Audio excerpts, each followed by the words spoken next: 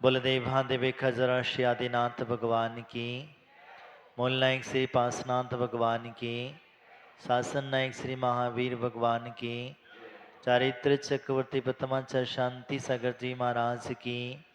आचार्य भगवंशी धर्म सागर जी महाराज की।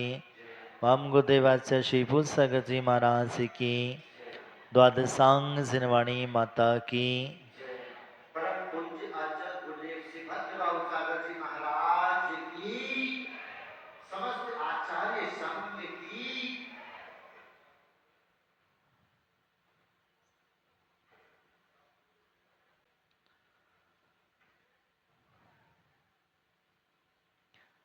एदो धर्वदेशे नाभिसी क्षण देहित प्रभो फण रत्न करें प्रधावितम पदाति ब्रहे कमठाहते कृतो कृतोपाशाचिनो मामृतहम।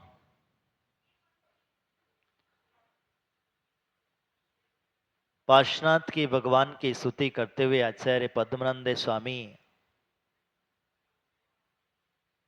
कहते हैं कि जिन पार्श्वनाथ भगवान के मस्तक पर कमठ ने नाम के असुर ने मारने के लिए रे शेषनाग के मारने के लिए अनेक अनेक उपसर्ग किए और उस उपसर्ग के वशीभूत उसको निवारण करने के लिए भगवान ने जिन्हें पूर्व भव में जब राज्य पर्याय में थे उसी समय पर पार्श्वनाथ भगवान की भक्ति करने वाले वो देव जिनके ऊपर पार्श्वनाथ भगवान जब युवराज की पर्याय में थे, युवराज थे, उस समय पर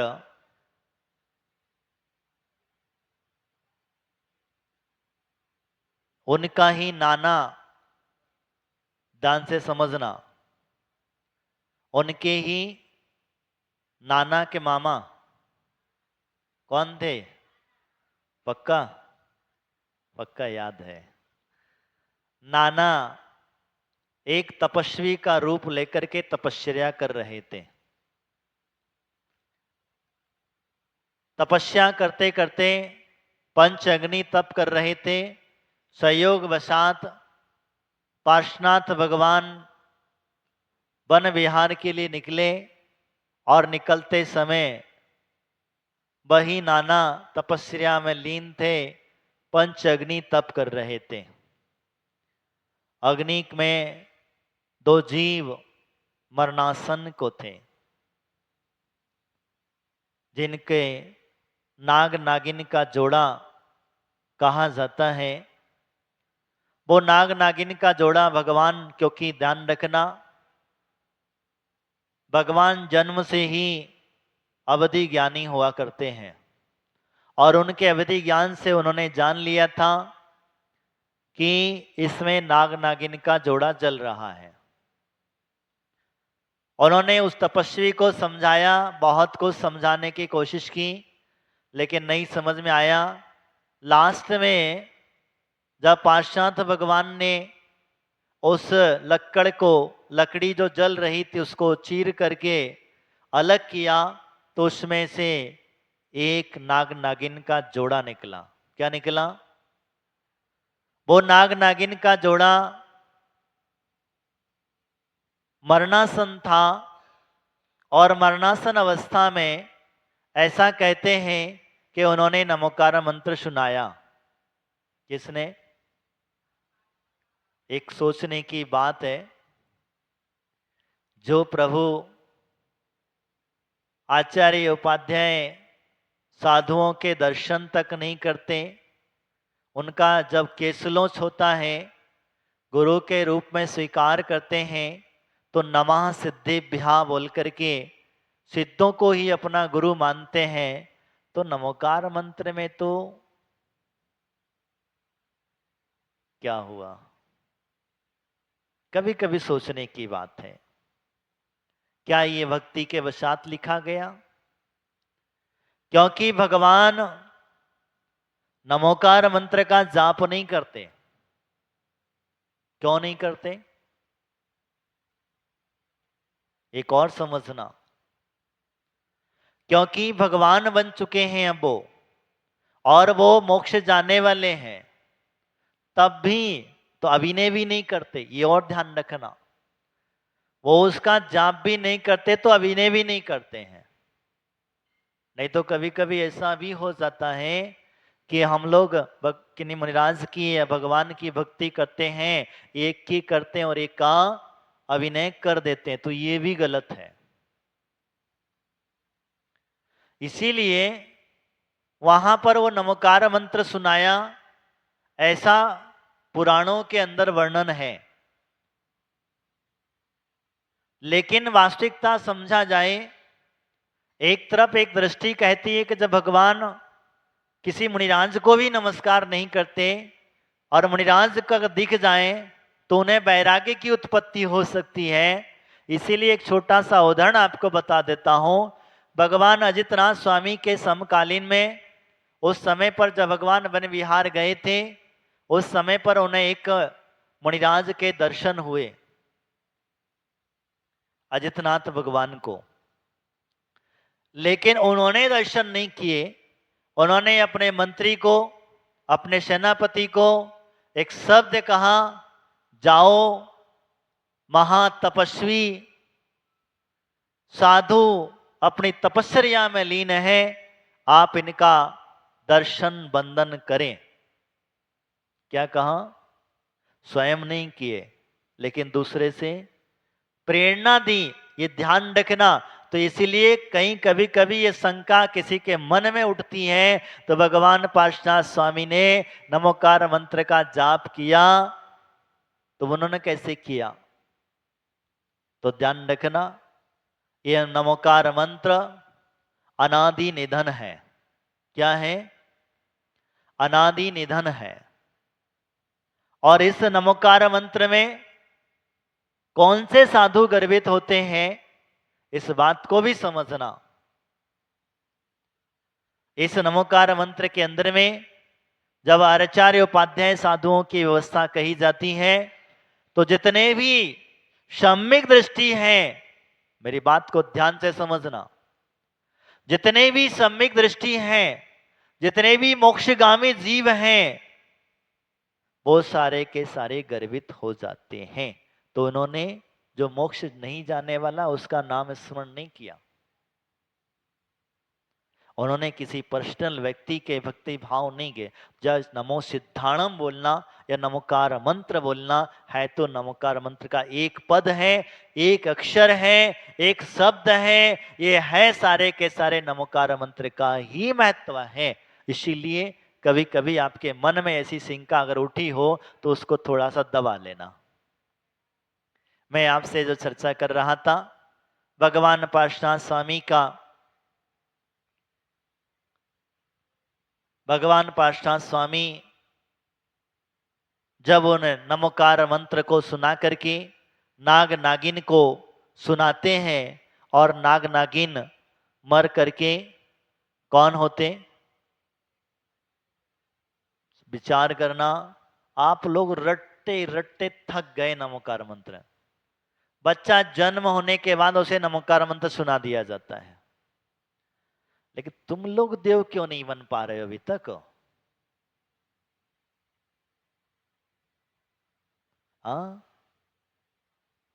वो तिरंश गति का जीव जमात्र सुनने से देव पर्याय को प्राप्त हो गया, तो तुम क्यों नहीं वो देव पर्याय में जा पा रहे हो? तुम्हारे तो रंग रंग में बसा है। इस बात का चिंतन करना, अपने मन में विचार करना कि मैं जिस नमोकार मंत्र का जाप करता हूं, तो क्या मेरा देव तो छोड़ो, आपके शरीर के रोग भी नष्ट नहीं हो पाते हैं। देव तो छोड़ो, आपके शरीर में कोई पीड़ा है वो नष्ट नहीं हो पाती है। देवों की पर्याय छोड़ो, आपके कई विघ्न बाधाएं हैं वह भी नष्ट नहीं हो पाती हैं। तो ऐसा क्या गलती हम लोग कर रहे हैं? ऐसी कौन सी गलती हो रही है कि जिस वजह से हमें उसका फल नहीं प्राप्त हो पा रहा है? आप विचार करना। पुष्पदंत भूत बलि को एक मंत्र दिया था, एक में काना मात्रा, एक में काना ज्यादा था, एक में कम था। उन दोनों के प्रभाव से, मंत्र के प्रभाव से एक को अधिक अंगोपांग वाले देव प्रकट हो गए और एक को कान्हा देव प्रकट हो गया। ये मंत्र का प्रभाव समझना। मैं जो आपसे कहना चाह रहा हूं, वो उस मंत्र का हम जाप करते हैं और जिस मंत्र के आगे कोई मंत्र नहीं लगता। आप मुनिराजों के पास जाते, आप किसी क्षेत्र पे जाते, किसी व्रती के पास जाते, किसी ज्योतिषी के पास जाते, तो आपकी शंका रहती है, महाराज मेरा अच्छा कैसे होगा, मेरी प्रगति कैसे होगी, मेरा धन वैभव कैसे बढ़ेगा, मेरा व्यापार आदि कैसे बढ़ेगा। जिस मंत्र से सारे के सारे मंत्र निकलते हो, ऐसे मंत्र का तुम जाप करते हो, लेकिन आज तुम्हें उसके ऊपर विश्वास नहीं है। बस इतनी गलती है। जाप तो करते हो, आराधना भी करते हो, उस पर विश्वास, और विश्वास के साथ में उसे हमें श्रवण करने की शक्ति नहीं है, हमें उसके जप करने का महत्व तो नहीं समझ में आया है। बस मुखारविंद चल रहा है, नमो अरिंदान नमो सिद्धान, बस माला फेरनी है, फेरना है, बस खत्म काम। गिनती करना है, गिनती हो रही है, माला की गिनतियां जरूर कर सकते हैं, लेकिन अंत करश से हमने समझा ही नहीं है। और ध्यान रखना, जिस जीव की देवगति आदि में जाने के भाव हो जाएंगे, जो देवगति में जाने वाला होगा, उसके अंदर से श्रद्धा और प्रगाढ़ होती चली जाएगी और वो किसी मंत्र की आराधना करने की उसे आवश्यकता नहीं पड़ेगी। उस नाग नागिन ने प्रभु के शुद्ध हृदय से, शुद्ध भावों से उस महामंत्र का स्मरण सुना, और जैसे ही वो भावनाएं सुनी, क्योंकि एक मंत्र होता है अपने स्वयं कल्याण के लिए, एक मंत्र होता है धन आदि वैभव प्राप्त करने के लिए, वही मंत्र है आपकी रोग आदि बीमारियों को ठीक करने के लिए, और वही मंत्र है आपके कल्याण के मार्ग को पहुंचाने के लिए, आपको कल्याण करने के लिए। मंत्र एक ही है, कोई अलग नकल नहीं है। आप भावनाएं क्या हैं, आप जुड़े कैसे हैं, किस भाव से उस मंत्र का स्मरण कर रहे हैं, या किस भाव से आप सुन रहे हैं, बस उस पर डिपेंड होता है। जब भाव आपके स्थिर हो जाएंगे, आपके परिणाम उसमें टिक जाएंगे, तब आपको लगने लगेगा कि आप उस मंत्र का स्मरण कर रहे हैं। छोटे छोटे बच्चों को आप नमोकार मंत्र सुना देते हो, छोटे छोटे बच्चे आकर के आपको कहते हो चलो महाराज को नमोकार मंत्र सुनाओ, तुम भी तो सुन लो पहले। जो बच्चा नमोकार मंत्र बोल रहा है, क्या तुमने कभी सुना, क्या तुमने कभी कहा कि बेटा आज मुझे सुनाई नहीं दे रहा है, तुम एक काम करो, मुझे ये मंत्र सुना दो। न सुनने की बात आई, एक छोटा सा उदाहरण मुझे याद आया। एक व्यक्ति था, उसे शास्त्रों से, धर्म से लगाव नहीं था। मैं बात जो बता रहा हूं समझना, धर्म से, शास्त्र से कोई लगाव नहीं था उसे। और उसके दादा थे, वो दादा को धर्म से बहुत लगाव था। अब दादा हमेशा कहते थे कि बच्चा कैसे भी करके धर्म में लगे, बहुत चिंतित सोचते सोचते कई दिनों के पश्चात उसके मन में एक विचार आया कि मैंने इसे बहुत बदलने की कोशिश करी, लेकिन ये बदला नहीं और मेरा जाने का समय आ गया है। और आगे धर्म की व्यवस्था कैसे चलेगी? मैं आपको जो बता रहा हूं ध्यान से समझना। ये आप लोगों को सभी को सोचने की जरूरत है। प्रत्येक प्राणी को जो मंदिर आता है, जो मंदिर में आके पूजा करता है, जो व्यक्ति जो जीव भगवान की भक्ति आराधना करता है, उन सभी को सोचने की आवश्यकता है कि हमारे जाने के बाद इस मंदिर में कोई पूजा करने वाला होगा कि नहीं होगा। वो चिंता उसे थी कि इस मंदिर में पूजा कौन करेगा, अभिषेक कौन करेगा, भक्ति कौन करेगा। बस ये सब भावना उसके मन में चल रही थी। उसे अंत में एक विचार आया। वो विचार क्या था? उसने कहा, बेटा अब मैं बूढ़ा हो चुका हूं, आंखों से दिखता नहीं है। क्या कहा? बूढ़ा हो चुका हूं, आंखों से दिखता नहीं है। पढ़ने में शब्द उच्चारण अच्छे से नहीं होता है। तू क्यों ना जल्दी आ जाता है ऑफिस से, तो कम से कम मुझे ये शास्त्र पढ़ के सुना दिया कर। क्या कहा? ध्यान से समझना। वो शास्त्र पढ़ के सुना दिया कर, मुझे स्तुतियां सुना दिया कर। मैं बिना धर्म ध्यान के मरना नहीं चाहता। मैं हॉस्पिटल में मरना नहीं चाहता। मुझे तो सिर्फ तो जिनवाणी का पान करा दिया कर, बाकी मुझे कुछ नहीं चाहिए। उसने कहा ठीक है, पिताजी की इच्छा है, सुनाने में क्या जा रहा है। बेटा सुनाने लगा। एक दिन सुनाया, 2 दिन सुनाया, 3 दिन सुनाया, 4 दिन सुनाया। सुनाते सुनाते अब उसके अंदर में एक द्वंद्व चालू होता है। क्या? मैं कौन हूं? कहां से आया हूं? क्या मेरा कर्तव्य है?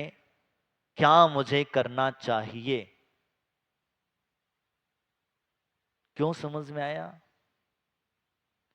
वो शास्त्र था, आध्यात्मिक ग्रंथ था।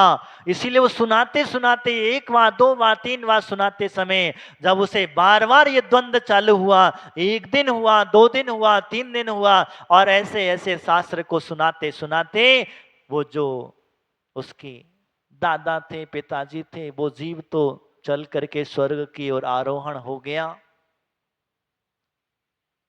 उनके जाने के पश्चात उस बच्चे के अंदर में परिवर्तन जो हुआ, मैं आपको बता रहा हूं कि वो बच्चे के अंदर जो परिवर्तन हुआ, पिताजी चले गए, जाने के बाद उसके मन में समझ में आया मैं कौन हूं, कहां से आया हूं, क्या करना है, क्या करने आया हूं। बस ये शब्द जब घूमने लगे, क्योंकि ये शब्द आपके मन में घूमना ही चाहिए।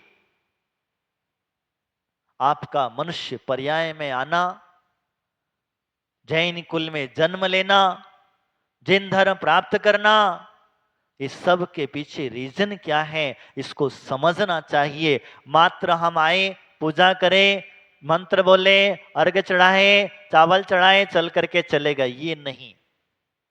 व्यवस्था समझना। जब आप समझेंगे, बैठेंगे, समझ में आएगा। तो मैं आपसे जो कहना चाह रहा हूं, आपको जो कुछ भी आता है, अगर आपको अपने बच्चों को धर्म के मार्ग पर लगाना है तो आपको, आप मत पढ़ो, आप मत सुनाओ, आप उनसे सुनो। क्या सुनो? अब आजकल तो मोबाइल का जमाना आ गया, बच्चे कह देंगे नहीं, ये जमाना खराब है, सोशल मीडिया का जमाना है, बोले महात्मा महाराज के प्रवचन टीवी लगा के सुन लो। नहीं, वो नहीं सुनना, हमको तो तेरे मुंह से ही सुनना है। तू बहुत मीठी आवाज में बोलता है, इतनी प्रशंसा कर देना थोड़ी सी। तेरे शब्द मेरे अंदर को, हृदय को स्पर्श कर देते हैं, और जो शब्द जब हृदय को स्पर्श होते हैं तभी मुझे आनंद आता है। तो वो पाश्चात्य भगवान जो थे, जब युवावस्था में थे, उनके जब शब्द झरे, वो जिनवाणी मुख से जो अमृत वाणी घिरी, संबोधन घिरा, वो संबोधन पाश्चात्य भगवान की जब दिया, तो वो नाग नागिन ने बड़े ध्यान से एकाग्रता होकर के सुना, और वो सुनने का प्रभाव था कि नाग नागिन का जोड़ा धर्मेंद्र और पद्मावती बन गया, देव गति को प्राप्त हो गया। तो बंधुओं, आज पाश्चात्य भगवान का मोक्ष कल्याणक का दिन है, और ऐसा दिन जिसको अब कभी हम मनाते, हर साल मनाते हैं, हर तीर्थंकर का कल्याणक मनाते हैं, लेकिन कभी हमने विचार नहीं सोचा, कभी हमने चिंतन नहीं किया कि हम कहां से आए, क्यों आए, किस लिए आए, क्या करना है, क्या नहीं करना है, ये सब बातों का चिंतन नहीं किया।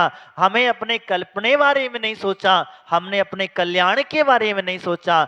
जब तक हम उस पाश्चात्य भगवान के जीवन चरित्र को नहीं समझ पाएंगे, तब तक हम पारसनाथ नहीं बन पाएंगे। पारसनाथ बनना है तो हमें पार्श्वनाथ के जीवन चरित्र को समझना होगा, जीवन को समझना होगा, तब जाकर के हमारा जीवन उस पार्श्वनाथ जैसा बन सकता है। नहीं तो कमट के उपसर्ग दूर करने के लिए कई लोग खड़े हैं, भगवान की भक्ति करने के लिए। वो कहते हैं भगवान बहुत कमट आ गए जिंदगी में, घर में ही कमट है, कोई परिवार में कमट है, कोई फैक्ट्री में, तो दुकान ऑफिस में कमट है, उपसर्ग बहुत होता है, हर समय होता है। तो ऐसे कमट का उपसर्ग दूर करने से दूर नहीं होगा, आपको सहन करने की शक्ति आना चाहिए। क्या चाहिए? कमट का उपसर्ग दूर करने का निवारण मत ढूंढो,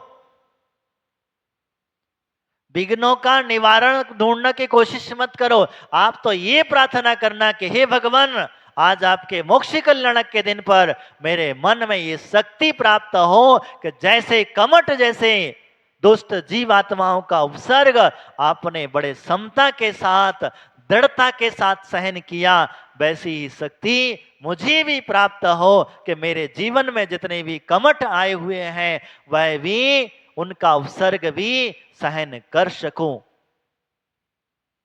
कर्म रूपी कमठ आपके जीवन में बहुत इकट्ठे कर लिए हैं, अब इनसे लड़ने की शक्ति चाहिए, तो आपको भगवान से यही शक्ति मांगना। और हम तो यही कहेंगे, आज ये मोक्ष कल्याणक का दिन है, और आपको ध्यान रखना, जिस दिन आपके पंदर में ये शक्ति प्राप्त हो जाएगी, कौन सी?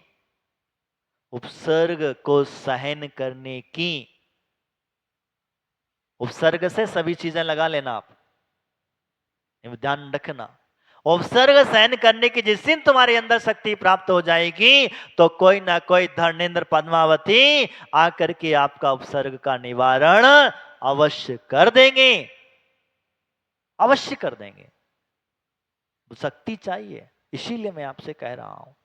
वो उनको उपसर्ग दूर किया इसलिए नहीं आए, भगवान की जो सहन शक्ति का, तप का प्रभाव था, भगवान की धैर्यता का प्रभाव था, भगवान की जो अंदर आत्मशक्ति का प्रभाव था, इसकी वजह से नाग नागिन का जो, जिन्होंने नमोकार मंत्र सुनाया था पार्श्वनाथ ने, वही नाग नागिन जो देव पर्याय को प्राप्त हुए थे, वो आकर के उनके ऊपर सुरक्षा कवच बना करके खड़े हो गए। लेकिन ध्यान रखना, जैसे ही वो आते हैं और जैसे ही उपसर्ग होता है, होता रहता है, उपसर्ग का निवारण होता है, भगवान पार्श्वनाथ को केवल ज्ञान क्या हुआ, कुछ क्षण नहीं लगा, ये नियोग था। क्योंकि जैसे ही आचार्य ने कहा है, इधर उपसर्ग समाप्त हुआ, उधर उन्हें केवल ज्ञान प्राप्त हुआ। और केवल ज्ञान जैसे ही प्राप्त होता है, क्योंकि उपसर्ग करने से ही हमारे कर्मों की निर्जरा होती है। कोई भी व्यक्ति हमारे ऊपर उपसर्ग करता है, तभी हमारी कर्मों की निद्रा जल्दी होती है। और एक समय है, जिन तीर्थंकरों के ऊपर उपसर्ग नहीं हुआ, उन तीर्थंकरों के कर्म खपाने में बहुत टाइम लगा, जिन मुनिराजों को बहुत टाइम लगा, और जिनके उपसर्ग हुआ, वो जल्दी से कर्म निश्चित हुए। बंधुओं, यहां वही कहते हैं, आचार्य पद्मनंदी स्वामी पद्मनंदी पंचविंशतिका के अंदर में कहते हैं कि शेष नाग ने फण फैला करके उनके ऊपर अपने फन छत्र बना करके और नागिन जो थी धरणेन्द्र पद्मावती जो थी उसने अपना फन फैला करके भगवान के सुरक्षा कवच बनाया। बंधुओं, हमें इस जीवन से समझना चाहिए कि भगवान की भक्ति नमोकार मंत्र जिसको हम आज 24 घंटे भी जपते हैं, बस आपने 1 मिनट भी उसको सही ढंग से स्मरण किया होता तो आपके देवगति के परिणाम हो जाए। और जिस व्यक्ति को देवगति का बंद हो गया होगा, ध्यान रखना मैं जो कह रहा हूं, उसके जीवन में हमेशा त्याग संयम उत्तरोत्तर बढ़ता चला जाएगा। और जिसके जीवन में देवगति का बंध नहीं हुआ है, उसका जीवन धीरे धीरे नियम व्रत आदि जो आपने लिए हैं वह भी छूटने लग जाएंगे। अब आप समझ लेना, ये मैंने आपको एक विधि बता दी है। जिसका देवगति का बंध हुआ है, देवगति में जाने वाला है, वो जीव को नित्य प्रतिदिन भगवान की भक्ति अच्छी लगने लगेगी, उसे संयम आदि अच्छा लगने लगेगा, नियम संयम आदि अच्छा लगेगा, साधुओं की संगति अच्छी लगने लगेगी, स्वाध्याय आदि उसे रसपान अच्छा लगने लगेगा।